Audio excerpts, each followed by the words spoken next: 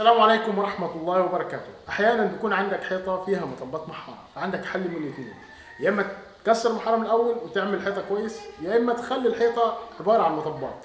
بالفعل ديكور النهارده ديكور لا هيبان فيه مطبات محارة ولا هيبان فيه أي مطبات، لأن الديكور أصلا عبارة عن مطبات. يلا بينا.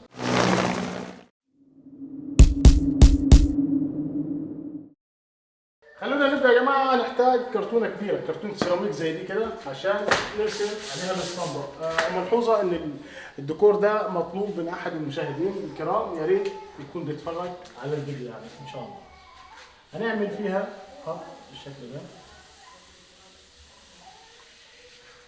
تمام، وقصاد الناحيه الثانيه نفس الخط.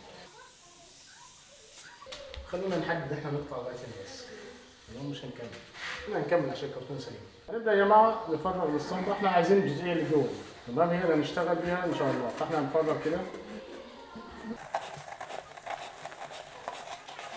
دي الاسطمبه يا جماعه اللي احنا حصلنا عليها، يعني مش محتاج اقول الاسطمبه هتشتغل بيها على اي حته كبيره، انا هشتغل المساحه كلها اللي عندنا النهارده، تمام. طريقه الشغل سهله جدا. هنطلع بسم الله. هنثبت الاسطمبه بتاعتك في اول حته كده من فوق، وهتبدا ترسم بالقلم حواليها. ارسم بالقلم الرصاص انت طبعا علشان الدنيا ما تلخبطش معاك. انا برسم بالقلم الاسود عشان المعلومه والشرح تكون واصله في الكاميرا، لكن ترسم بالقلم الرصاص.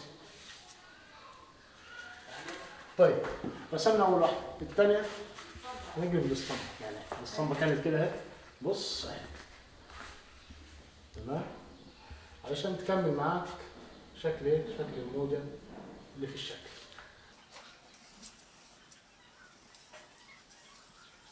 بالشكل ده. الصف الثالث اعمل الاسطمبه زي ما عملت الصف الاول بالظبط.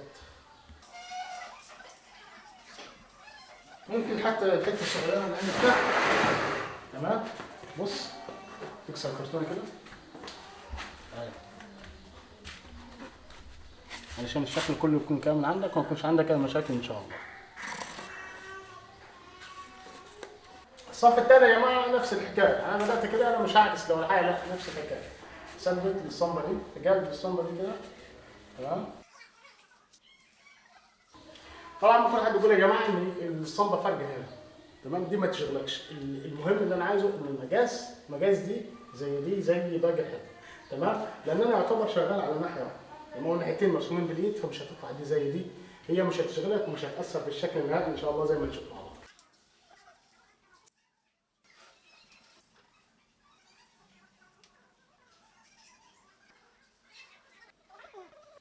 يا جماعه هناخد المسطره بتاعتنا وهنبدا الحيطه اللي رسمنا عليها هنعلم فيها علامات.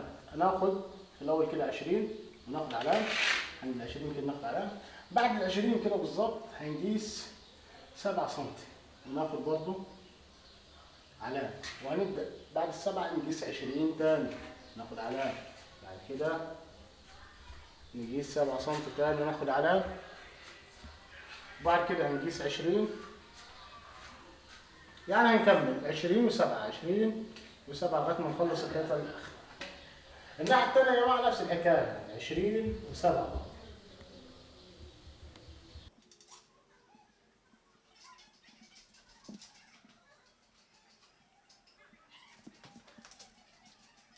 ناخد يا جماعه اي مسطره خشبيه، اي حاجه متوفره عندك طويله شويه، هتبدا تخطط بيها توصل بيها العلامات. طيب لو ما عندكش مسطره، ما عندكش اي حاجه، تجيب لفه لزق، هتاخد شريط اللزق وهترسم على خط اللزق بالقلم وهتنقل وهكذا لغايه ما تخلص العلامات ان شاء الله.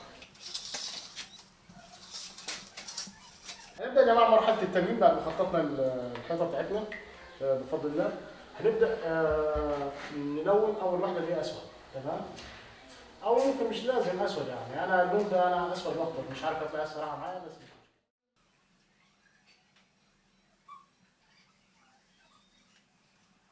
لو انت دي اسود يا جماعه هسيب اللي هي الجزئيه الصغيره دي 7 سم، هسيبها على لون الارضيه وهبدا الون الجزئيه الكبيره تاني باللون الاسود.